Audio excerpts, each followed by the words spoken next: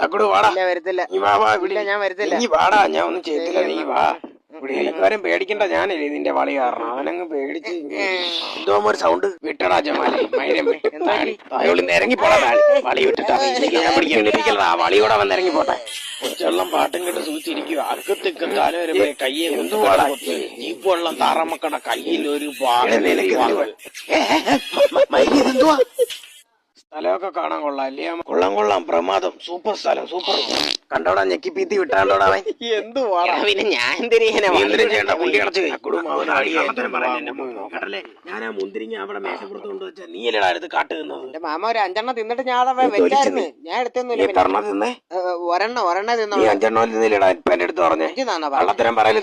എന്നെ പറ്റിക്കുന്നുടാ താളി. ചേടാ അവിടെ ഇരിക്കുന്ന കൊതികൊണ്ട് എടുത്ത് തിന്നും പോയല്ലേ. ഇപ്പൊ എന്തിനു ചെയ്യാനാ? പുതിയത് വാങ്ങാം.